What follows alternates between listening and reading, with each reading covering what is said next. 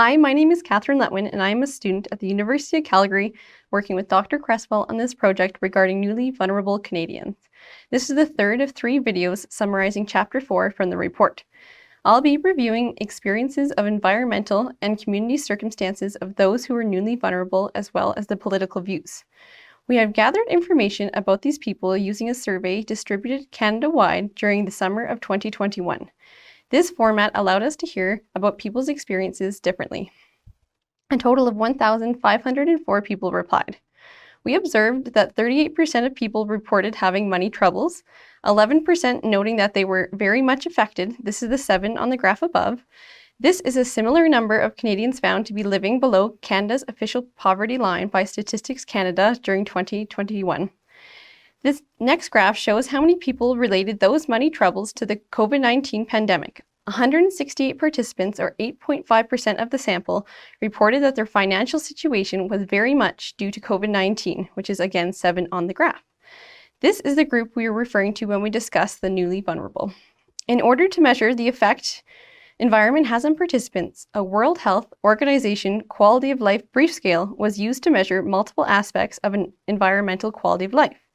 This scale included features such as a person's environment, satisfaction and access of health services, opportunities for leisure activities, access of information for their everyday life, health of one's physical environment, satisfaction of their condition of their living place, and whether one has enough money for their needs. Individuals in the newly vulnerable group scored lower on average compared to the non-newly vulnerable group. Poverty can have emotional effects like fear, distress, and anger, which can be shared with others who can relate. These emotions can be both individually and collectively shared. To assess how many people are impacted by money troubles and their perspective, a scale was used from 1 through 7 to assess their agreement on certain statements regarding different levels of vulnerability.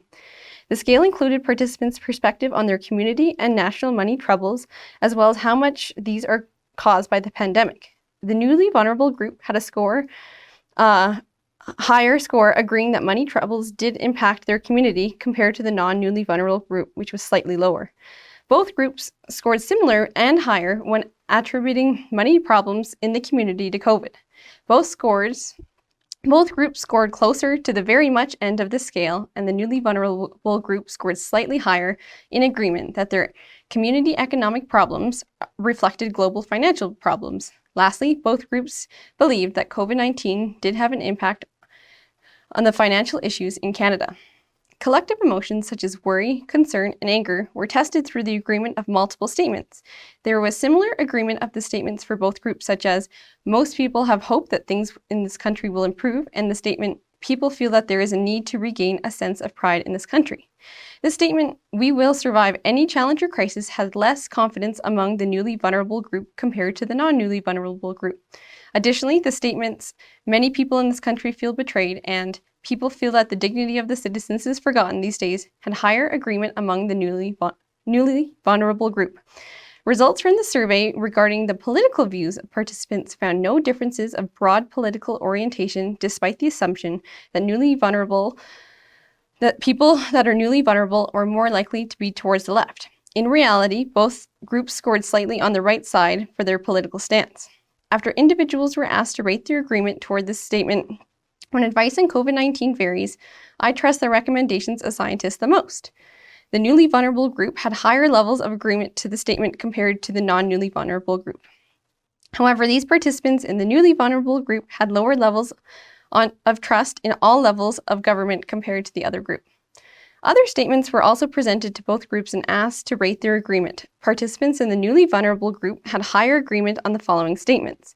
Canada's government should focus on people's well-being in national recovery from COVID-19, and the statement, inequality in Canada has gotten worse during the pandemic. The statements where there is no difference in agreement were the Canadian government has handled the pandemic well, and the statement, the Canadian government should prioritize the economy over the welfare and safety of individuals. If you'd like to be part of the interviews about this information, feel free to reach out to the project coordinator at jim.cresswell@ambrose.edu.